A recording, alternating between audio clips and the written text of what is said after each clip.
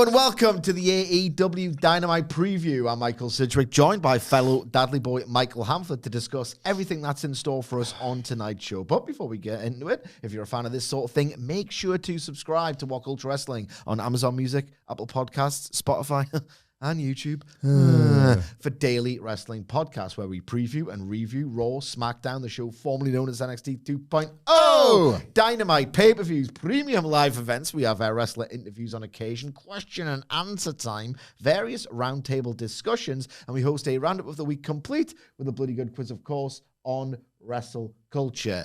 Hamflett, broad thoughts on tonight's Dynamite. It's a broad lineup, isn't it? The graphics do not separate what's Dynamite and what's Collision. The last time they did a 3 hour, I know there's been some 2.5 hours. The last time they did a 3 hour, it was all rolled into one. Show long hook. Hangman came out like with Fletcher at the start, and there was no, definitive ending to the Dynamite portion, so you kind of had to watch the whole thing. I know I ask this all the time. We'll get to the card. It's card, isn't it? Like, is this still a thing? Is they teasing something here? Is this audience testing? Do you think this is? I don't know, man. It's just the papes on Saturday. I know. So There's can't do Collision then. There's an admin reason for it, but this is off the back of 2.5 hour Dynamites. Yeah. Like, I don't want more. No. Get more on pay-per-view. You know what? Too much. Don't want more. You think, if anything, this like Nielsen and panel business. Such a little concern troll on dub, aren't you? I don't want any more of it. No, so I mean, it's worth talking about. Like, I don't really. It doesn't justify a Collision, let alone a longer Dynamite. No, like looking at this card when he centers it, it's like there's literally loads of them, and 3 hours to fill. It's fair enough, but like, I couldn't, because they do book. I want, like, the 3 hour Raws at the worst, right? Imagine like going into a 3 hour Raw with nothing like that's insane. Yeah. That we had so many years of like a 3 hour Raw with nothing on deck. Like, there looks too much. For a TV show here, doesn't it? It looks too much. There is too much. But my broad thoughts on this week's Dynamite are, I'm still in a stage of relative apathy. There's not a huge amount going on in AEW where I'm like, God, I can't wait for this to come around. The tag title match, which doesn't look to be built here much, actually, is one of them, but don't ruin a good thing. Like, if Bandito's shoulder's great and good to go, don't tell me that. Do not tell me that, please, and hopefully they're not stupid enough to do that. Nice, resting Takeshita because he's had a long flight, maybe. Might just be doing something nice, letting him take this week off. That match is established, isn't it? Yeah. He's just come back from Japan. Absolutely. And that, so I will instead approach this with a certain positivity of go on and press me. Like, there is an opportunity here for AEW to promote the goddamn pay-per-view, to sell me on matches that I'm only interested in on the basis of, it will be good. And there is also, and we'll get to this, goddammit, an opportunity for AEW to keep it simple, stupid, and to avoid the goofy mistakes that have been made for a match that, in terms of promotion, in terms of stipulation, was seemingly impossible to screw up or laugh at. And I'm laughing at it, and they've kind of screwed it up. So there is an opportunity for atonement. Sorry, that's unprofessional, but I must admit, I must profess, I've been struggling to get some sleep this week because I've been kept up at night by the thought of, like can Kenny Omega and Jack Perry coexist? I mean, what we're doing here. So the match we are previewing. It's a good bit. The match. Sorry, we don't do bits. I don't know what you're talking about.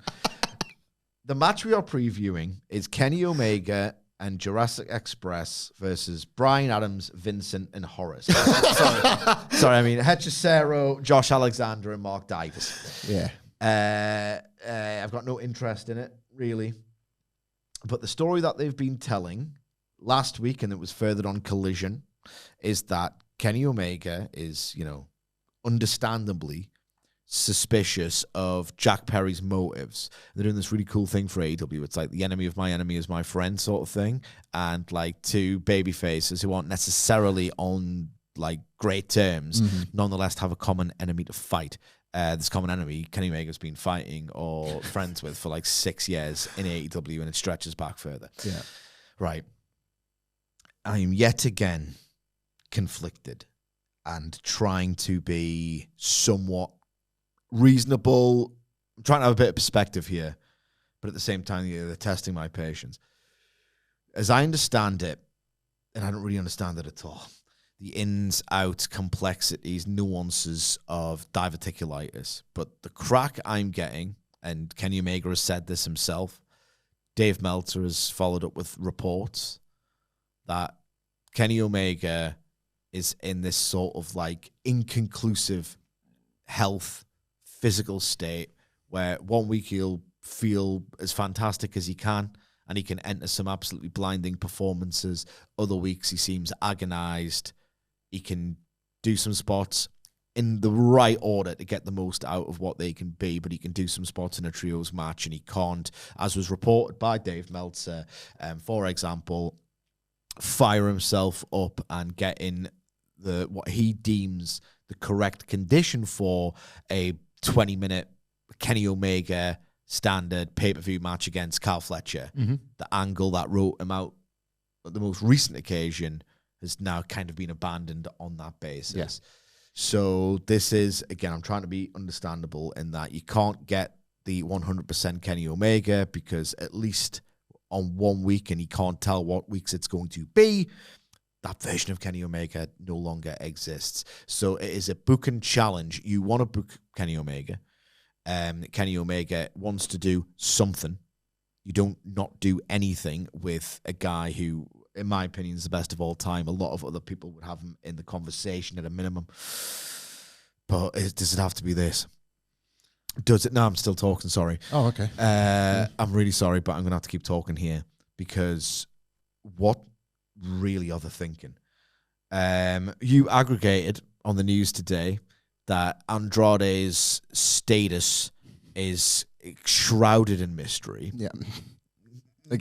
Again, no one knows what's happening or if he can do anything or if he wants to do anything or like no one knows a thing about Andrade. Meltzer reckons he does, but no one's being specific. Given there's so many factors here why you do not associate Andrade with Omega, the idea being that Kenny Omega has a finite amount of time left and should probably be doing as much cool stuff as possible. Mm-hmm.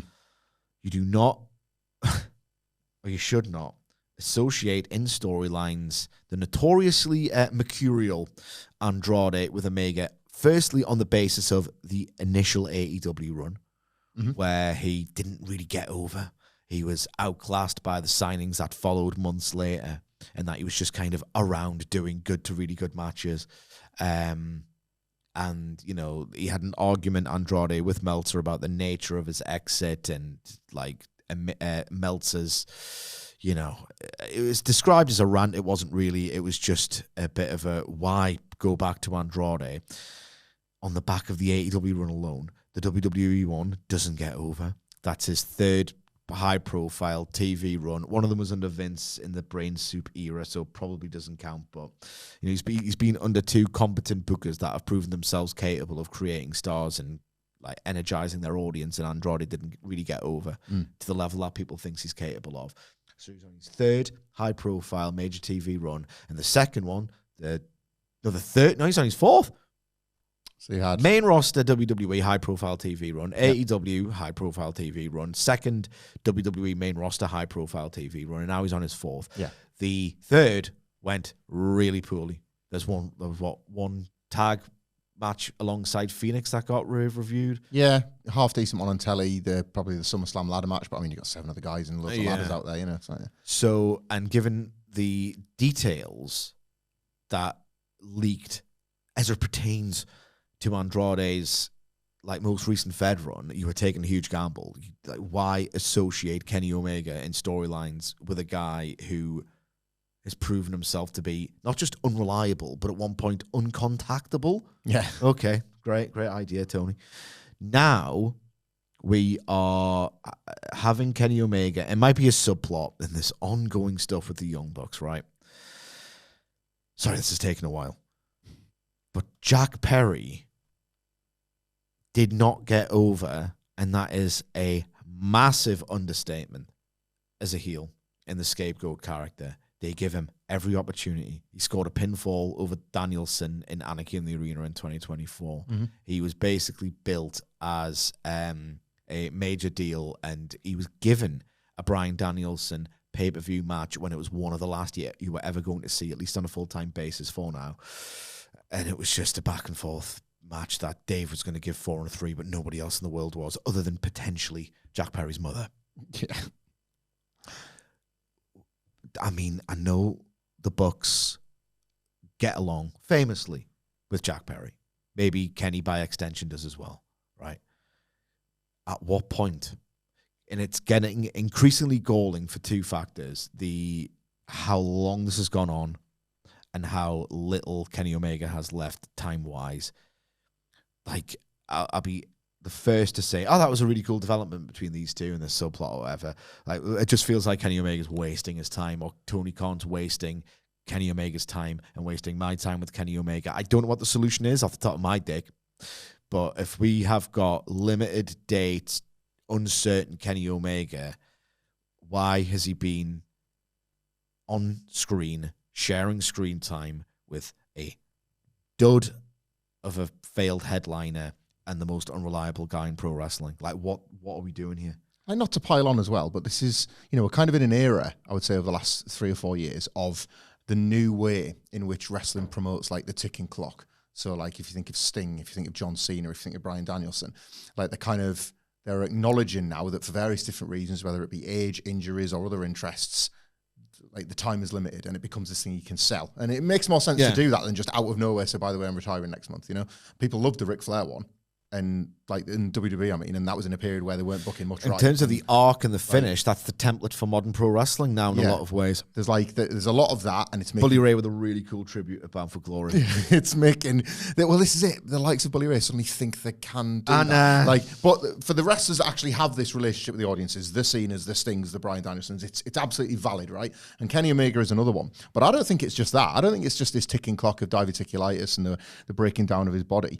I think there's an entirely separate argument to be made about pretty poor character development. He's in a match with the Don Callis family. Yeah, like there is zero. There is more character development in the kind of controversial and divisive 2019 Kenny Omega's lost his fastball storyline. Yeah, than there is now. Yeah, and that one was like it was a noble failure, whatever you want. I don't think it was. It paid off in 2021. Well, you just had to stick with it. Yeah, like it required a lot of patience and a lot of understanding. I'll be the first to admit I was like, I'm not really into this. I want to just see a star, whatever.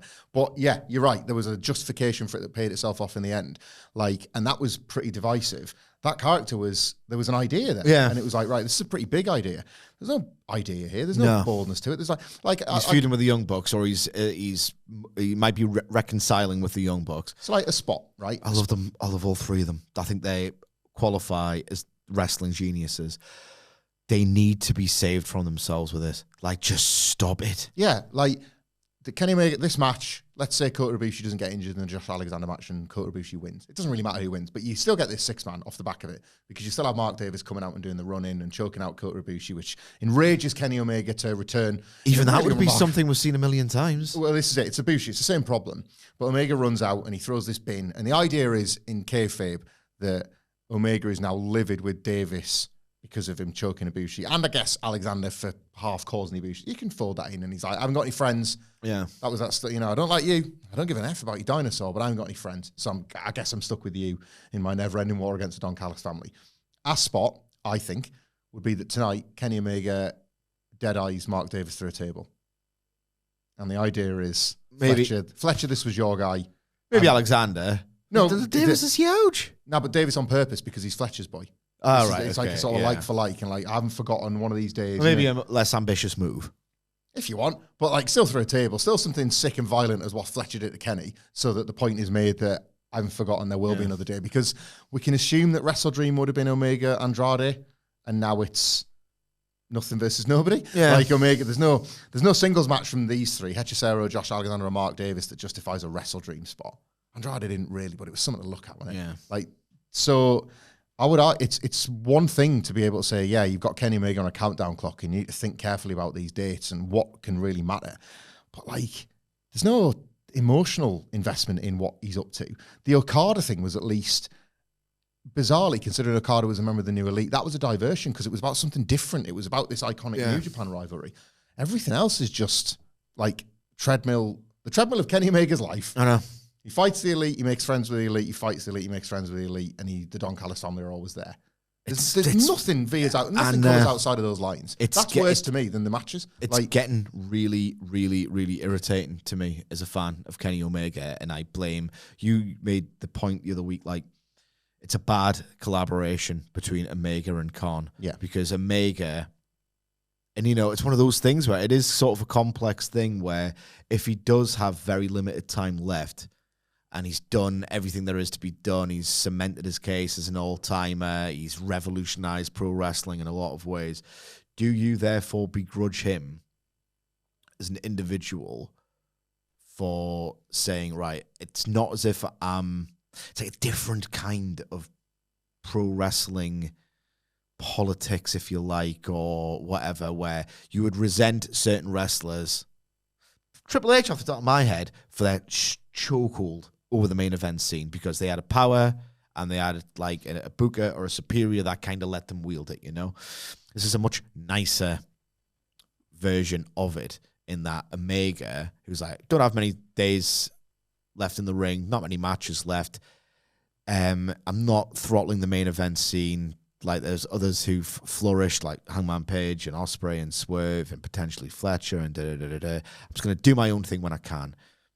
To an extent, I get it, and I don't begrudge him, but I don't know if I'm being selfish, but if you can be self-indulgent, which you could accuse Kenny Omega of being and the Young Bucks of being, as much as I love them both, can you not think of something else that inspires you rather than just playing with your friends all the time? Triple H comparison is totally fair because when wrestling TV is made for the talent more than the fans, it sticks out. Yeah, I would argue at this point some of this stuff is not really being made with the viewing audience necessarily like point of priority, and there are times to prioritize what the audience wants to watch. Like it's not. It'd be different if ratings were skyrocketing and buildings were full, and there was this like, you know what, the audience are telling you what they want, and you're feeding them it over and over and over again. That's not been the case for the longest time. So the rationale has to be Tony Khan's being a nice guy, doing right by some of his biggest and most important figures in the company. But then there's maybe times to not do that and make tougher decisions. And I don't know. I'm the same as you with Kenny Omega and like how I value his presence. I'm glad he's on this Dynamite. I like the feeling of looking forward to a Kenny Omega match. But that is diminishing, and that's a problem. I won't have the temptation to go on Twitter. Yeah. Or you want to watch scroll when Kenny Omega's on my TV screen. But equally, I'm not like looking forward to it. Yeah. I don't think it's a valuable use of his time. I know this sort of speaks to a wider AEW problem where I'm not comparing Tony Khan to like Vince McMahon or Triple H, where they've got their way of doing things, and if you don't like it, tough tits because you're stuck with them. It's a similar thing now when I watch AEW with Tony Khan. It's like I never go into it thinking, well, who knows? Maybe this is the week where we'll get a bold and interesting direction for Kenny Omega, and he won't be associated on screen with the Young Bucks like any other booker really in history would just say, nah, not doing this. It's not working. People are bored. The hardcores are going to love it, but the hardcores would love a Matt Hardy, Luther Iron Man match main event because they're out there in love, in undying, ardent love with the initials. I would just say, right, okay, now you're doing something else. Yeah. I'm your boss. Because it's just tedious to me at this point. It's absolutely tedious. Like, they've done a failed reunion 2 years ago with the BCC, and even then it was like, oh, this was promising, but yeah, maybe leave this alone for a while. They never leave it alone ever. So Josh Alexander getting the pin for you, or obviously the babyfaces win, but would Jurassic Express set for a Wrestle Dream match that is now not happening as well? Wasn't the idea that you put them on? No, they're wrestling the Bucks at Wrestle Dream. Of course they are, right? So in the 500k challenge. Yeah, 500k. So like obviously them getting their win to build momentum, capital B, capital M, and then the Bucks run in and they stare at Kenny. Moving on. They didn't fight, they didn't beat him down, did they, in the last one? Remember, they were like, oh, should we beat him down? And then Jurassic Express came out. And so you get the same, but flipped tonight, don't you? Yeah. Moving on. Sorry. I'm Kenny Omega, man. Kenny Omega. Let's give him something better to do, for Christ's sake. Or give yourself something better to do, please. There's a trios title match. In this one, this is where I'm talking about the opportunity to build and promote something. It is the Opps Samoa Joe, Shibata, and Powerhouse Hobbs against Rush, Drolistico, and the Beast, Mortos. And I haven't worn a certain T-shirt yet, a certain somebody. I'm going to iron that sucker tonight and wear it tomorrow. Actually, it might have to be next week because I might have to miss half of the review tomorrow, depending. But there's a certain T-shirt that I appreciate immensely, and it's going to get worn very, very, very soon. So we asked Edge to pick a half day this week, and you said there was no way. No, it's obviously Tuesday and Wednesday. Shut up, man.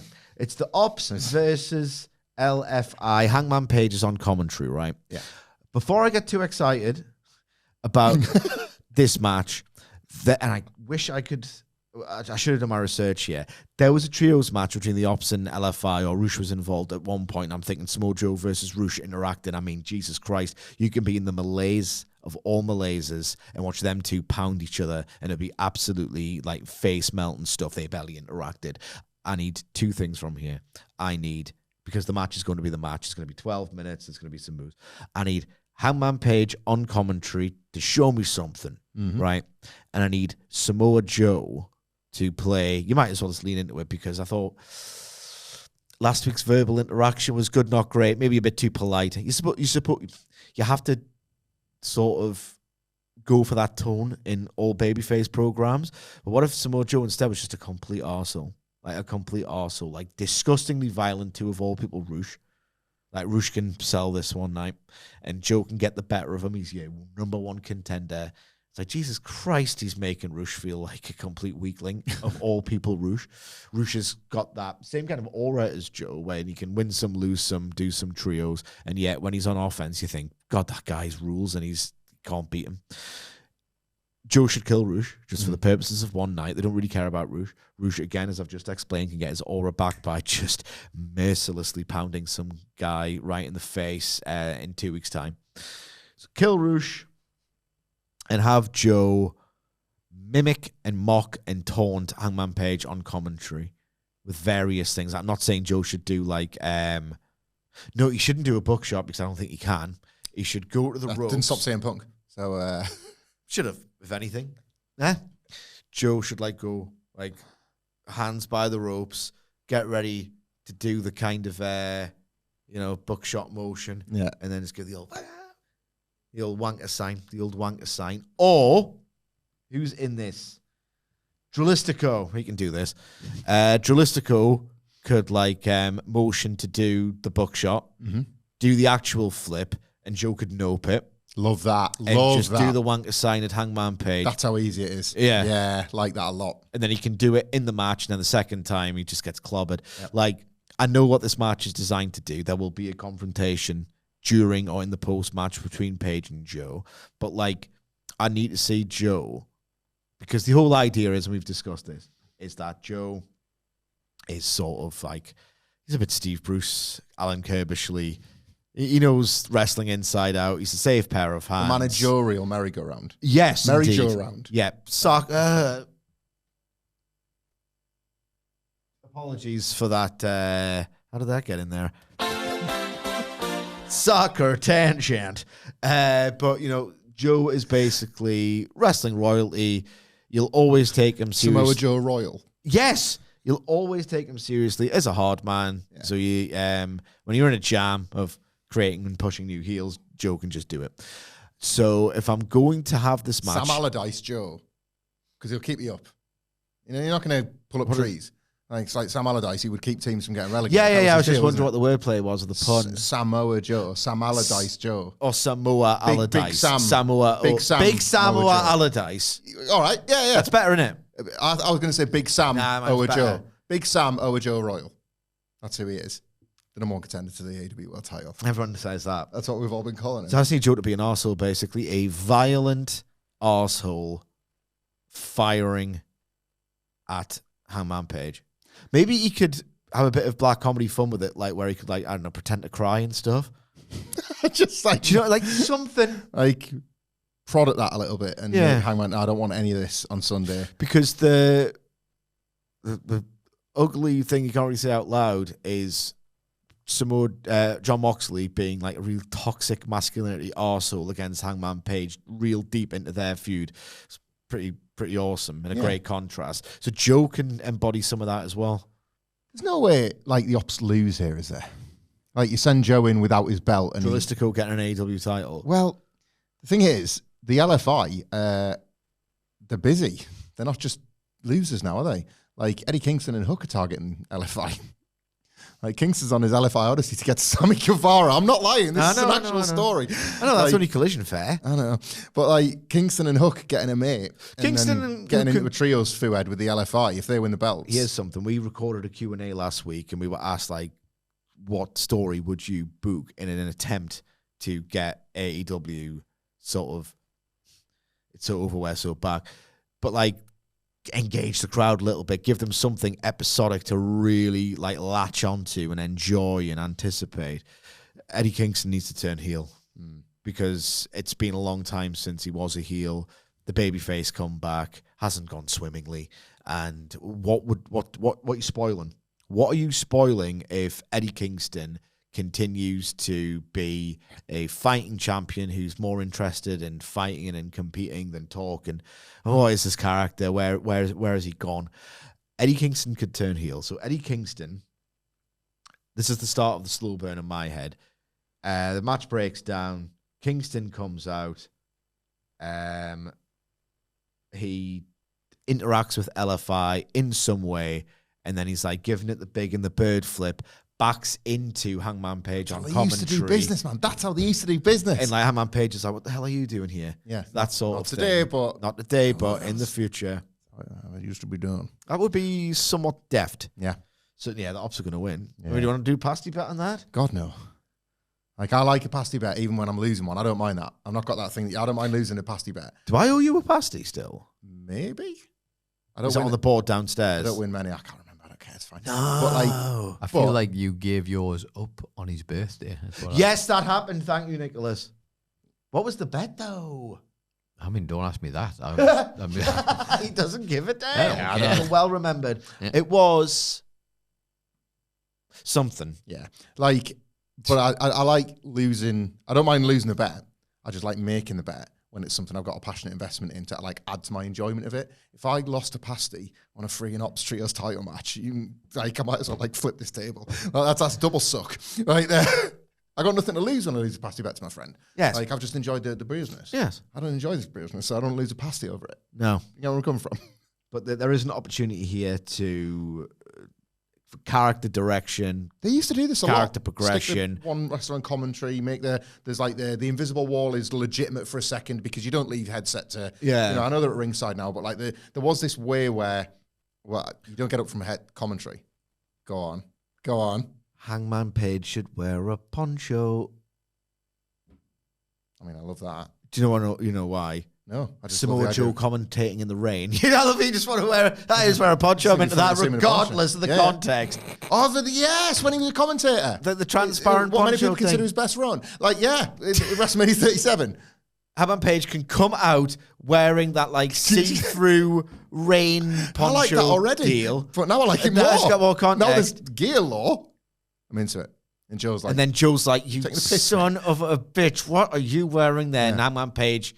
you think you're fit to wear this title when you were this guy? We've done it. We've cracked it. I'm sorry, that is a 2021 AEW move. That's a 2020 AEW additional extra detail. Where like everyone's seen it. Mm-hmm. There's what's Midian69 at yahoo.com who hasn't watched WWF since 2000. It would just like to get into AEW if it wasn't so arcane with the references and concentrating on the smart mark crowd. And die with that idea and die with that thought. Everyone knows Samoa Joe had to wear that because it was pissing down at WrestleMania 37. Yep. Everyone watching AEW would have seen the meme or the gif. Right? You can infer what's going on anyway. If they don't do that now, I'm going to be pissed off on the copy because I was a bit miserable for the first 10 minutes. Can you lead with the best fantasy booking idea of the year? Absolutely. Please do. I love this. Yeah. I love my idea. Samoa Poncho. Okay. You don't have to be like him just because he's... I know you always like that. I do like that, yeah. You were always like Honestly, I'd pick wordplay over good booking sometimes. If you get, you know what I mean? Like, it's like, I'm dreading Chris Jericho coming back, but he's always got one of them in his pocket, and you're like, all right, Oh, he's setting it up already. He is setting up. He's setting the table for enjoying Chris Jericho. He was absolutely irredeemable in your eyes for the last 2 years. Yeah. But now that if you've missed this, Chris Jericho has announced the guests for the cruise. It's happening. Chris Jericho on Twitter last night is like doing his job as a promoter. He's doing the Rock and Rager at Sea, whatever it's called, the Jericho Cruise, and there is not a single AEW contracted wrestler on like the sort of all the stars are here, and it's like no disrespect, but it's like Shotty Blackheart's at the top of the list. Yeah, and you're like, that's fine. She's on the Indies and stuff, but like typically you would have he's running Dynamite on that boat. Yeah, you know, like the fact that there's literally no AEW all the crossover whatsoever would indicate that he's going to the Fed. And it's the second that rumor, which has been sort of following Jericho around for quite some time, to be fair, this is the first real compelling evidence that we've got to start the Fed. We've got to start prepping. We start prepping. And now that 2 years, he would sometimes refuse to engage with the matches even more than he usually does, even less rather than he usually does. The second we see that lineup for the Jericho crew, it's like, yeah, Chris Jericho's actually got a good line once in a while. He's working WrestleMania, isn't he? What else? I love this. The timing, Hamflett. I just like, well, what else am I going to do? You know what someone tweeted, by the way? What's this? Someone tweeted the announcement of the Chris Jericho cruise in the lineup. Hamflett, tell me about what you've been watching on your lunch, Fed-wise, because I need to find this tweet. I've been watching Bret the Hitman Hart's heel turn, in part for Benno and Hamflett in your house, which you can get wherever podcasts are sold, but because it's also the best. 1997 Fed. I watched the Monday Night Raw's War credits about once a day. I recently realised that you could change the Google background from the plain white, and I just made it the image of when the tracking shot enters the warehouse. Because like every time I fire up Google, I just want to look at that. Imagine if I was going to the war zone instead, that'd be better. Like, imagine if I was Steve Austin walking through flames and Ahmed Johnson kicking that dog. Yeah. Everything would be better. So Chris Jericho tweets the graphic for the seventh cruise of a seventh cruise. That's an Iron Maiden joke, isn't it? Oh, is it? Yeah, I forget what the song is. Seventh Son of the Seventh Sea, something like that. So for the Rock and Wrestling Rager, due to set sail between November 7 and 11, 2026. The regent of the Rager is obviously Chris Jericho. Everybody calls him that. Yeah. It ships, of course, sails from Miami to the Bahamas. And the VIPs at sea are Jeff Hardy, Saraya, and the Great Muta. Christ. Mixed bag, yes. The Sovereign Sailors are Dave LaGreca, Nick Nemeth, and Bully Ray. God almighty. The Sorceress of the Sea is Elena Black. I hope the Poop Cruise happens again. Not because of Elena Black. I just think it's already happening. Poop Cruise 2. I mean, you don't even need any fecal matter for this to be a poop cruise. The Master of Mirth, Brad Williams. The Prime Passengers are Ted DiBiase, Carlito, Shotzi Blackheart, Fred Ottman, Vampiro, Marcus Bagwell, The Blue Meanie, AJ Francis, Natalia Markova, Victoria Crawford, Indy Hartwell, Lacey Lane, Casey Catanzaro, Ricky Knight Jr., Sonny Ono, Chris Van Vliet, and someone quote tweeted this saying, I would rather set sail on the Titan submersible. I mean, that's good stuff. You know when you see a joke, so good, you're like, I'm pissed off that I didn't think of that. Anyway. But I love this. The second that he's going to the Fed, he's got a good line in him. I'm dreading it, man. Indeed. How did we get onto Jericho and what am I talking about? Jericho for a second, it's more interesting than this. Like, it's going to be 8 years. If he returns at the Rumble, which is seeming likely, and the last thing he did was the greatest Royal Rumble in Saudi in 2018. Yeah. It's an 8-year gap. Time is a freak. Like, the gap of his first exit. Remember when he went away and you couldn't wait for Chris Jericho to come back? Yeah. He lost to John Cena and then Eric Bischoff fired him. He was gone. He came back with the short hair in 2007. That was 2 years. He's been gone 4 times as long from the Fed. That is I'm dreading this all happening, but it's happening. That is how powerful that nostalgia is going to be to people.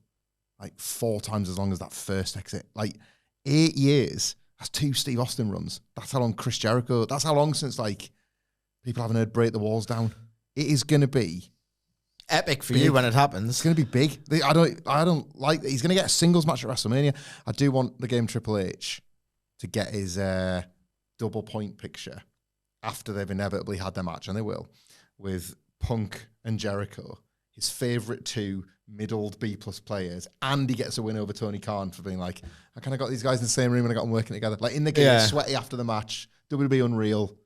Always knew you guys hair in you. Like a double hair ruffle for the game on like Punk and Jericho. Like I look forward to that. Yeah. Like those are the wins I want Triple H to get. Yeah. But like he's going to get a bit, he's going to come back in the room, like, and it's going to be big. 8 years of nostalgia, break the walls down. Like there's a WrestleMania singles match. Chris Jericho in. That's happening. Who's he going to wrestle? I don't care. But it's going to be somebody. Like, he's getting a singles match. I'm certain of it. The only way I can see him not getting a singles match is if... He's getting a singles match. He is, isn't he? Like, of course he is. Like, there's no... He doesn't go in like a... You're going to love it. The multi-man ladder matches are tags. You're going to love it. Now. I guarantee you're going to sit here because it's going to be a decent bit of business. Don't get me wrong. I'll try and find a way. But, like, it's just... Do you know what would be a popper? If it was Styles and he had to lose to Styles. I've thought about that, you know. To repay the one where Styles had to lose to him on his first one. First Mania, last Mania for AJ Styles type thing. And it's just as boring as the first one. How was that in person, Styles and AJ? Because it was just dying on telly. Styles and AJ? Styles and That's Jericho. the same guy, brother. I've seen AJ Styles versus Chris Jericho before, but I've never seen AJ Styles versus AJ Styles. I don't know. I felt like I was watching that in TNA quite a lot in the years. Which is interesting because if I see another tweet about maybe John Cena's last opponent should be John Cena, I'm going to shoot myself. God. The You Can't See Me stuff was never that good, was it? No. I love that. Photoshop him out of a shot. There he is. Good one. Good one. It's me standing with my good friend John Cena. It's just a solo selfie. Die.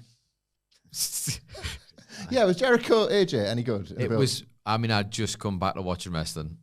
And it was my first mate. We shouldn't be talking about this on Dynamite podcast, truthfully, but it was my first one back.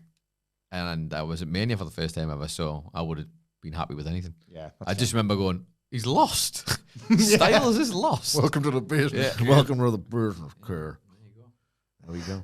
And on we go to a segment that has been marketed as Famous Last Words, Timeless Toni Storm and Kris Statlander. I like this. Mm-hmm. The Collision thing wasn't really for me necessarily, but it's good.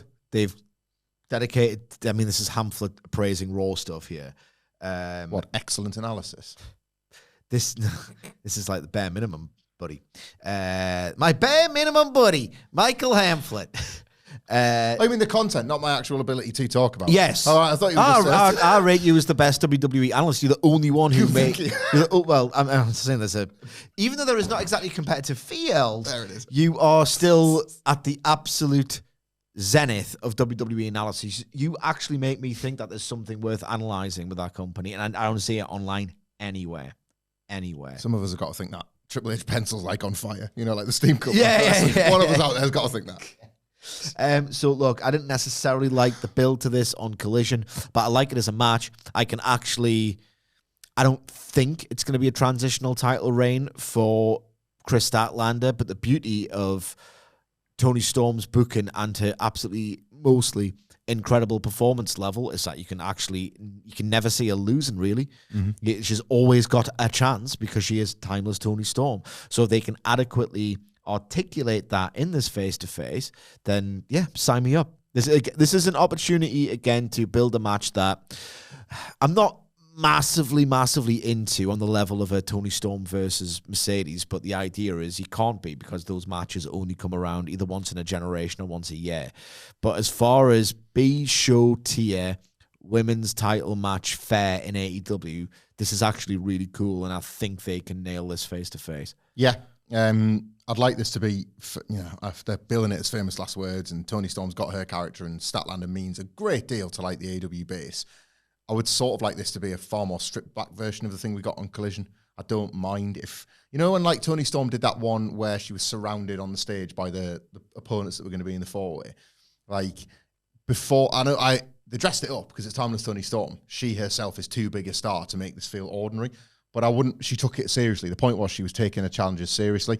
She's the challenger herself now. So I quite like the idea that she gets to play that role. Yeah. And actually really want the title back rather than want the competition. It's a different thing that she has to lust for now, which is good. Yeah. the match, to me, at the pay-per-view is a match to build a match, isn't it? Like, the last promo these two had was interrupted by a toxic spider who wants to make AEW toxic to the core. To the core! But, I like Tech Leather, that was poor. yeah, same. Do they That's why I said we. have a pretty, like, grisly match at Wrestle Dream? Yeah, hopefully. Where they're like blood each other's noses or something. But the point of it is that they're shaking hands and they're both on the babyface team for Blood and Guts. Yes. It's a match to build a match, isn't it? Yeah. This is not really about... This is quite smart booking because it doesn't have to be about Toni Storm getting the title back. Stat can beat her. It can just be this proper... Oh, Christ, we both got broken noses. We like beat the shit out of each other here. And then that's when the Triangular Madness attack, when they're both the weakest and they've got... Yeah. Like, the scaffolding Blood and Guts right now. Yeah. Fine. Like, I don't mind that. Here's a question, because it's we like to be ahead of things. We like to be prescient. We like to, those two things adequately cover. I don't know why I'm still talking. What vulgar thing could Toni Storm say to Kris Statlander? Because she often says vulgar things. Yeah. She needs a big sound bite for this ahead of the match. Something about astronauts and a fanny. I don't know. Like, just that's kind of the thing in it. She's very witty with it. So, right, okay. So so we're in the writer's room. And we're now trying to we're men. So, yep. Yeah. We're trying to build the joke. Hey, Peppermint's there. Yeah. So people were really pissed off with her for a while, weren't they? Yeah. She got she was Jimmy Jacobs too. She for a little while. wasn't she? I like that Peppermint. She's ruining everything. So in the writer's room, two white guys. And so we're like, here's an idea ball. Yeah. Catch it. Thank you. Oh, you missed. What? That's a bag. Yeah, I was going to say, I was astronaut and fanny. We can't catch. Thank you. So we need to build something around, right? We need vulgarity. Yeah. But we need it in sort of like... So what do we know about Statlander? Former alien.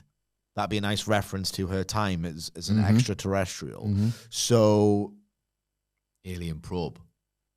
That's a good one. Reach up Idea your... ball. Oh, and he's on back. Oh, Hamflett. You're used to a probe, Statlander. You're used to a probe, Snatchlander. Snatchlander's good. Snatchlander's so good. You'll be fine with my boot up your ass. Right, Yes! There we go. It's not that vulgar, though. No, yeah. And it'll burst out your stomach like another kind of alien. Because alien bursts out the stomach in the film Alien. Yes. Okay. It's more gruesome than sexual, though. I'm not very good at this. Like, Toni Storm's But sexual... you do a good Bully Ray. Well, yeah, but like he's just this gross pig, like Toni Storm. for all like Toni Storm. By the way, if you're in the comment section or you're just listening audio on X, let us know your pitch for the vulgar thing. Yeah, that Toni Storm can say to Kris Statlander. I'm not giving up on this until we get something. The wit impresses me with Toni Storm because I find the semantic field like vastly overrated. Like, I think she's brought vulgarity to the table. You think you come from deep space? Well, I'm going to give you some home comforts when I send a rocket up Uranus. Something like that. Uranus has to be Uranus, involved. that's it, yeah. Send him out there with Uranus. Like, give him 5 minutes and we're all good. Yeah. I feel like I could... Well, I'll think on this. I will think on this. Oh, God. Just see what's next. Right. You going to drink that water? I will buy one of you a pasty every day if you pour that water the way he did. No. Oh, God. There's a face-to-face confrontation set for tonight's Dynamite between Jon Moxley and Darby Allin. Now, if you know anything about Darby Allin, society's rules... No, thank you. I'm Darby Allin. Darby Allin was interviewed by Ariel Helwani, the idea behind which is to promote interest in your matches and character and yada, yada, yada. He poured water on his head because the man didn't expect him to do that. This is... John, twist. It was gasoline. I'm not afraid of being on fire. And he's just cutting a promo while he's just shoot on fire. Neither am I, so... so we're both hard if anything. We're both hard if Runs anything. into the fire. Yeah. Let's climb a mountain while we're both on fire. Indeed. See who wins. Have a foot race. Oh, I've got the snow smelting. I've got the light back. I'm still on fire. I'm hard. That's how hard I am. So I'm going to get to top first. I'm going to burn the AEW flag. Fight fire with fire. So... We're taking the piss, but it's last week. Last week was a primo piss take. No, so this program has invited ridicule. It really has. What we doing here? So Jon Moxley, who's basically throughout the year until they started to really get good again, has been a cat burglar. Everyone knows that. Mm-hmm. Everyone says that. He's still prone to the odd crime, but Darby Allin is now. There's something really chilling about the character of Darby Allin. You know. A man who is evil but finds it amusing. And that's what Darby Allin is now. You seen that tweet? You ever seen a Comedy Bang Bang? Or listen to it? Scott Aukerman, he's like the host of he does that's his tweet about the Joker. There's something really sinister about the character of the Joker. A man who does crime but finds it amusing. He's the first person to get it. It's absolutely one of my favorite tweets of all time. Anyway. Like, this program. Oh, God. How have they botched it? 6 years in the make, and this feels like the final encounter. They've told a fantastic story through, like these stupid, lame devices like the ranking system. And it was almost like that. Darby Allin, to a degree, the push was almost patterned after Kabashi, where it's like, he loses, but he's clearly someone. He shows more in every single match. Like, Cody... Darby was a bit like all Japan pilled, the way that like each and every single time they stepped foot in the ring, Darby got closer and closer and closer and closer and closer. And that was similar with Darby and Mox and all the rest of it. And now he's got Molotov cocktails. He's PG-14 Dean Ambrose is Darby Allin. His big jacket of weapons. Like the GTA meme, it is silly. It's farcical. It's one of those where if you stop and think about it for a second, and I would like to do that with AEW, to be honest. I would like to immerse myself in a world that I believe is feasible. I know there's a million examples you could fire back at me to say, give up the ghost on that. Nah, I won't. But I know the examples exist. What if he threw the Molotov cocktail and just burned the audience alive? Yeah. What happens then? Dealer's place is on fire, Darby. You did not think that through. It's not going to be a match, you stupid slut. It's not even going to be a company. Do you know what I mean? Like, it's just that. It's silly, farcical. It's one of those where if you actually think things through in your head, you realize, it's not. Is that cool? Molotov cocktails, are that cool? Well, there won't be a match, and that's not cool. It's silly, stupid. But this is a face-to-face confrontation. Maybe even hang the old lantern on the idea of, it was a bit stupid. Just articulate the rivalry for me. Jon Moxley needs to be talking more often rather than wrestling out of someone in 10 minutes and winning on Dynamite. Like him, the best promos, and really the only promos in AEW, and there's loads of them, they're all backstage. Like, I want to hear a master storyteller, verbal storyteller, like, talk in front of the goddamn audience, and if nothing else, we'll get that tonight. And Jon Moxley's amazing at the role, and better yet, the only time Jon Moxley isn't quite amazing on the mic is when he doesn't really believe in the material. He believes in this. This has been almost an odyssey for him to get Darby Allin and propel him to that level. So jokes aside about Darby Allin, and he doesn't really play by the man's rules very much. Jon Moxley is going to elevate this as much as possible, and you're going to get I expect nothing less than a world-class Jon Moxley verbal performance here. Darby, not as good, but if you can carry his end of it, then this should be special. You're probably right, but I did fantasy book a backstage prop fight, so can I do that? Please. Like, face-to-face stuck out to me. And I wondered if, because Moxley will do that thing where he's like, all right, no Death Riders, and then twist the Death Riders. Yeah. And that's been the thing with Darby Allin as well. And he's either just managed to escape or shown zero fear. He'll walk, like, the Everest thing has underpinned all of this. The guy climbed Everest, and I hate him now. Yeah, well, not Darby Allin climbed Mount Everest this year, and I've never found him more phony on television. It's a disgrace. It's not ideal. But it did that's what started this off, because Significantly less than ideal. a lot of other wrestlers can sell fear or trepidation about fighting the Death Riders and trying to challenge Jon Moxley's dominance. Darby Allin doesn't need to because he climbed Everest. Moxley's nothing compared to Everest. So it might start in the ring, but quickly the Death Riders come out and whatever. Swarm. Yeah, and the brawl goes backstage or whatever. But the face-to-face is still delivered, Sidge, because the Death Riders, like tie something around Darby Allin's legs, one of Jon Moxley's cat burglar crimes, and they hoist him up like Savage and Crush at WrestleMania 10. And Darby Allin is like hung upside down, and he's still like swinging, but he won't stop. He's not scared of the Death Riders. And Moxley gets in his face, but like Darby Allin's hanging upside down, and Moxley's doing his face. I'm going to kill you, kid. Like, here's your last warning. And he's like, the Death Riders are there. He's strung upside down. Moxley's giving him his face-to-face moment, and then like Darby Allin's face-to-face, and then just like from upside down tied up, he like spits in Moxley's face. Oh, I like that. And he's just like, look at what you are doing to me, and I'm spitting in your face. How are you going to make me quit? And the last question is finally asked, or like, nothing can make me. I will literally spit in your face when all of this has happened to me. Yeah. Like, nothing's going to make me quit. And then we have either Sting or Bryan Danielson getting set on fire to make him quit. Yeah. Or he actually beats Moxley. There used to be a time, I do like that. There used to be a time, and I would say this at the time, I'm not doing the whole rose-tinted view on, the AEW of yore, but certain matches, like Kenny Mox had this, Swerve and Hangman had this, where I was kind of like scared it would get taken too far.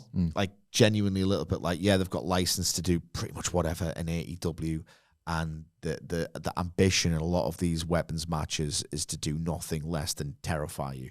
Like, they used to be quite like frightening almost.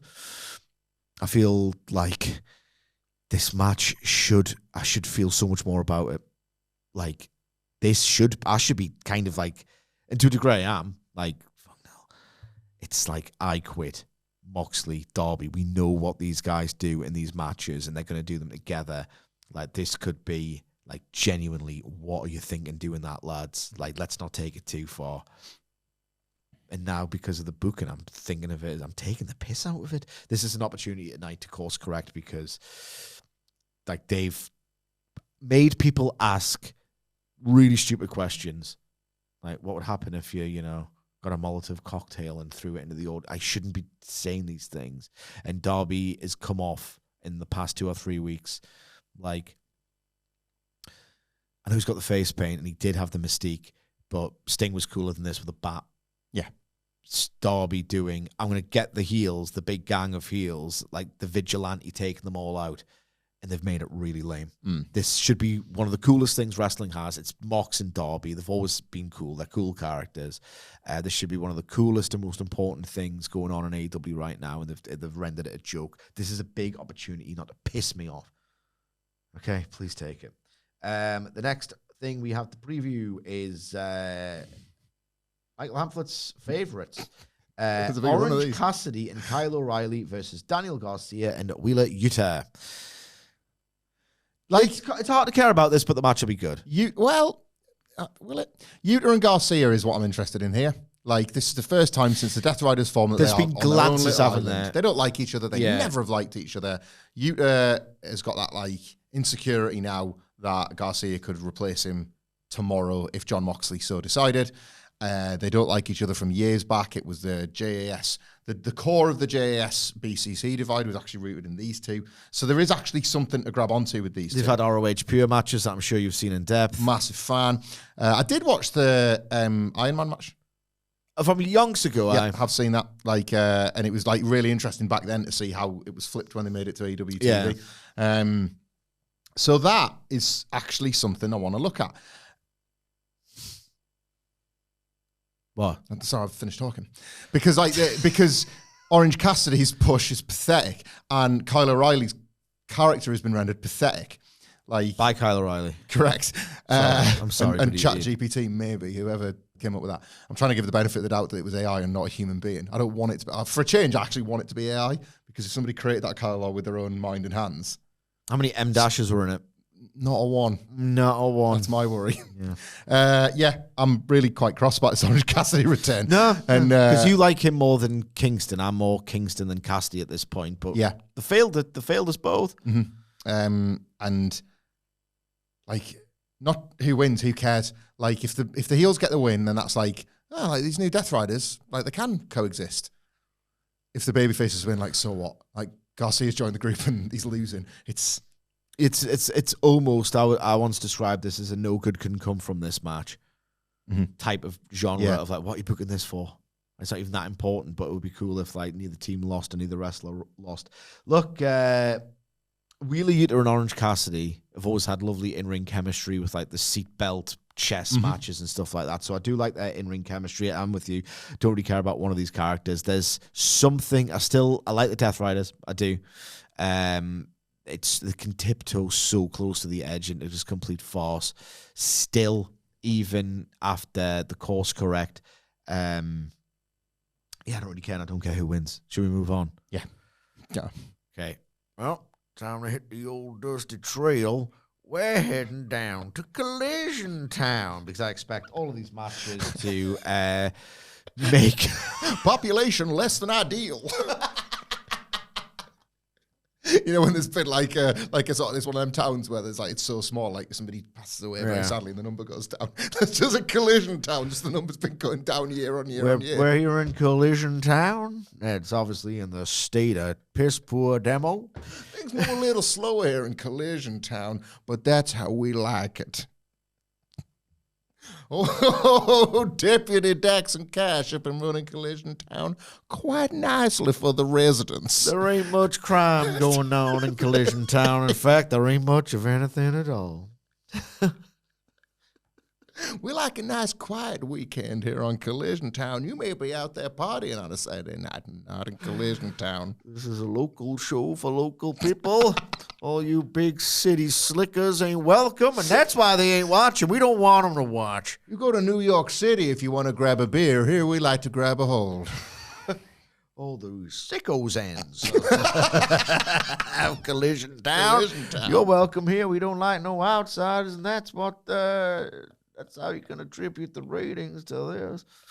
We do watch WCW, but not the outsiders, because that's when it was over. I like my 1993. 1994.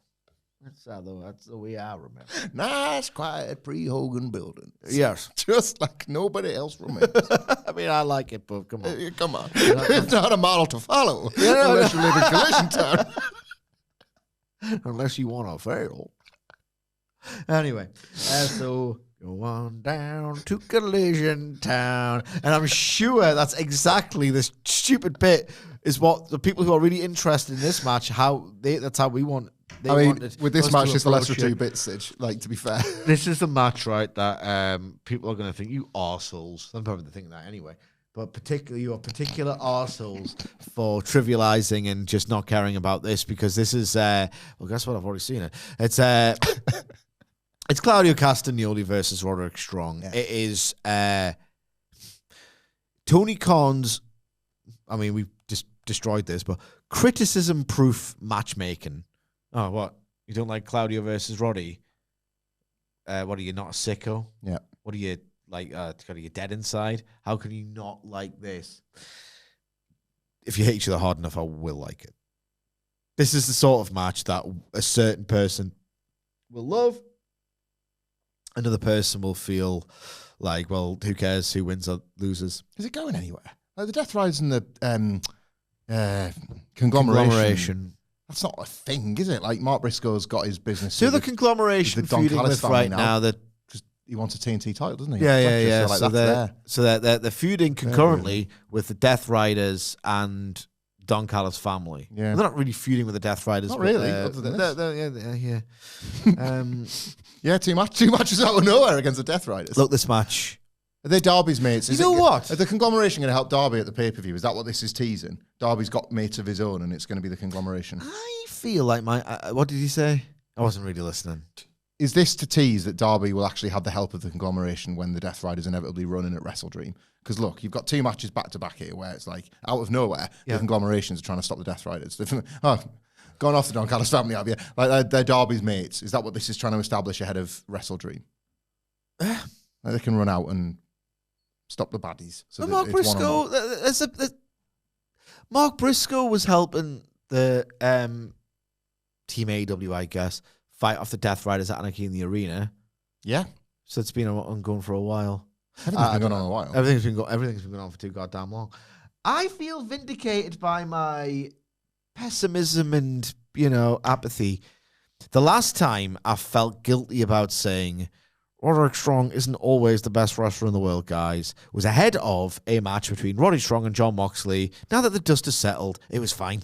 Yeah, it was a bit disappointing, that one. Yeah, it's a bit fine. Roddy Strong at this stage in his career, because God love him, he can be great, as people say. Shafir, she'll be there. That's funny. I like when Shafir and Roddy Strong do stuff. Yes. I'm married. I like that bit.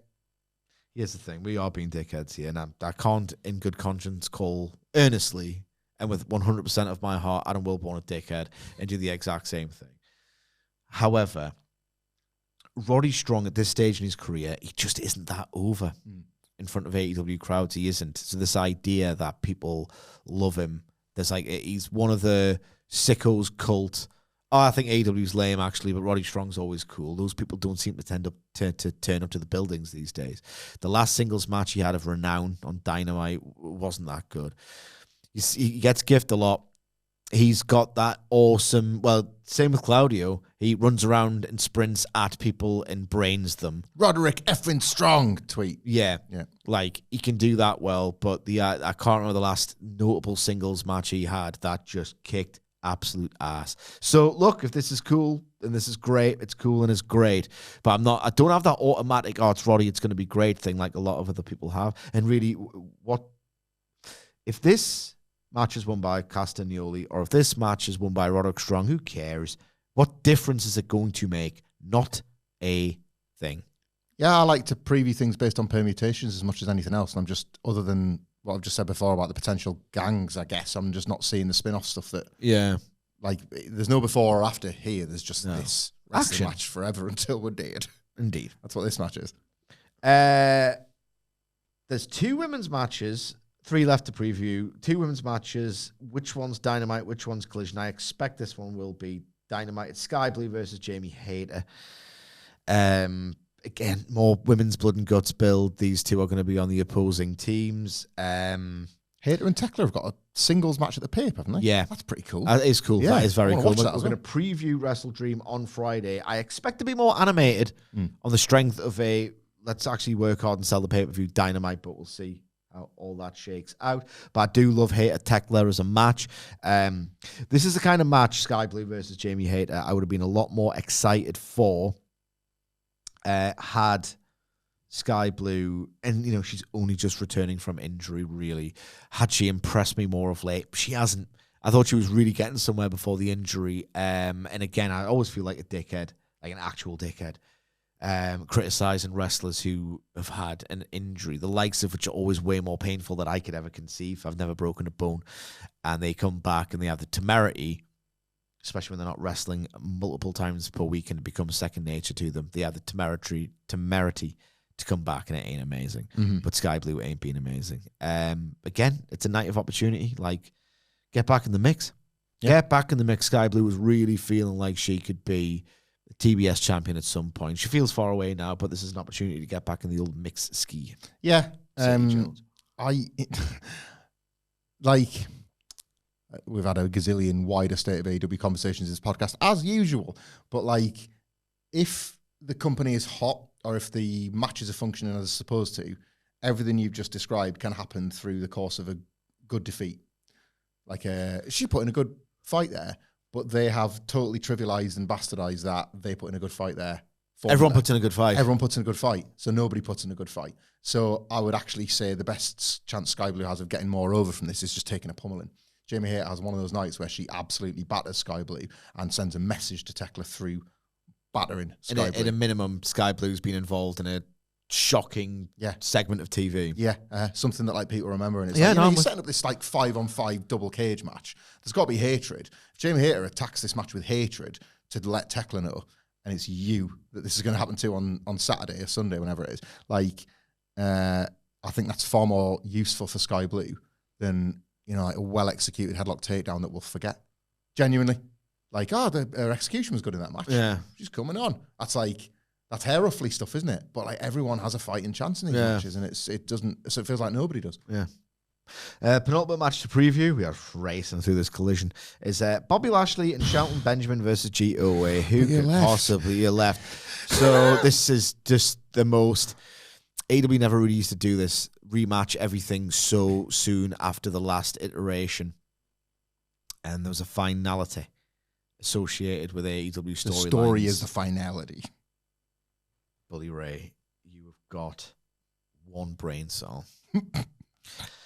So we've had the trios match at the Pape. MVP gets pinned. We get the street fight on Dynamite, which is building to a match with no stipulation. Or stimulation. Not for that matter. And now we're getting a tag team match after the street fight, building to the non-stepped up trios match.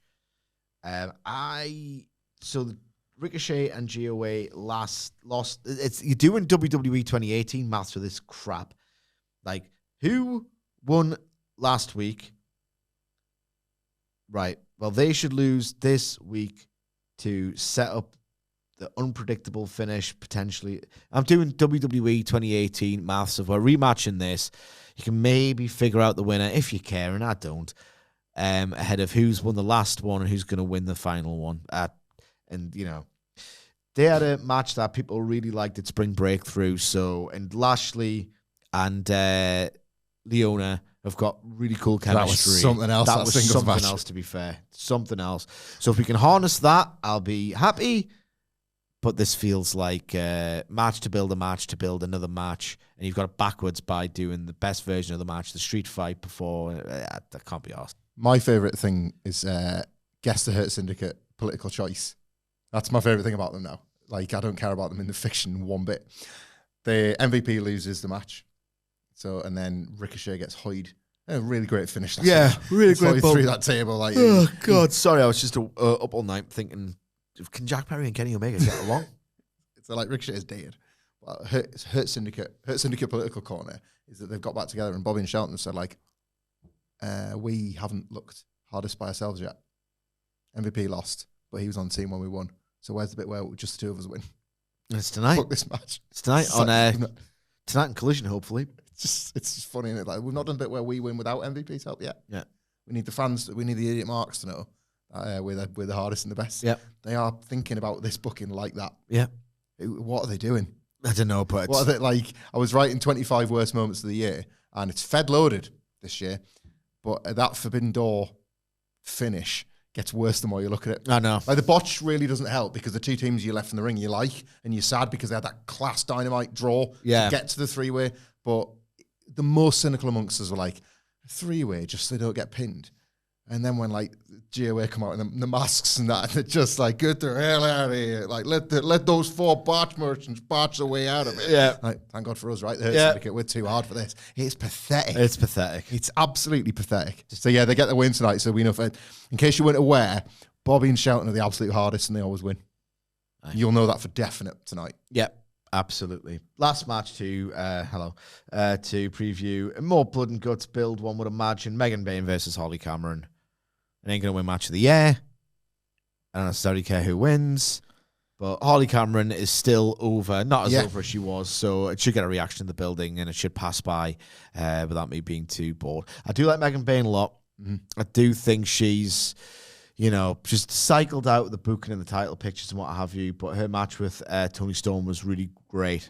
Like, really strong earlier this year. And she's done some really good stuff of late. So I shouldn't be too much of a default negative prick about this one. Should I? No. But Blood and Guts needs cool visuals Top for the video. Gods out. We don't have, not everything has to be wordplay. I tell this guy every single day, not everything has to be wordplay. We disagree, but I get where you're coming from. I agree, you disagree. The Blood and Guts needs visuals for the video package to illustrate why we're doing this. Could Willow Nightingale pounce Penelope Ford on the floor while they're sort of running interference? Oh, yes, I like that. Visual. Penelope Ford's good at taking sick bumps. Yeah. Like, for violent women's matches anyway. Like, this is supposed to be a bit like the Toni Storm, Kris Statlander stuff. It's supposed to be like chaos is disrupting the women's division, and only a double cage will keep it all tethered together. Yeah. So like illustrate that a bit with some nice visuals. Willow Indeed. had a brilliant night on Saturday. So Yeah, she was great. Keep that momentum for her going Maybe as well. we should be reviewing Collision instead of Dynamite. Come on. I don't know, like it would feel a lot like previewing Claudio versus Roderick 5 times. Indeed. It's quiet in Collision Town, but those 2 reviewers seem to be enjoying themselves. Well, not really. Anyway, did you come up with a sexually charged idea for what Toni Storm can say to Kris Statlander? Let us know in the comments below or on X at WhatCulture WWE. Whilst you're there, you can follow Michael Hamflett at Michael Hamflett. You can follow me at Sidgwick. We'll have the review tomorrow. I may not be part of it. I might. It all depends on when school admin is resolved. In the meantime, there'll be an NXT review that you can listen to if you're fixing for Sidgwick. We're going to try. We're going to try. It wasn't very good. Spoiler alert. Thank you very much for joining us nonetheless, even though the schedule is going a little bit askew potentially tomorrow. But if you're thinking, God, I would like a skew schedule, well, regular service should resume on Friday in the hopefully every week until the end of time. Yep. And if you want to be there with us, you can subscribe to WhatCulture Wrestling and wherever you get your podcasts from for daily wrestling podcasts. Thank you to Hamflett for joining me. Thank you, Nicholas. Where can they get you on Twitter? On Twitter. It's Adam Nicholas. Yeah, sorry, man. Thank you for producing me. Thank you very much for joining me and us, everyone. Bye.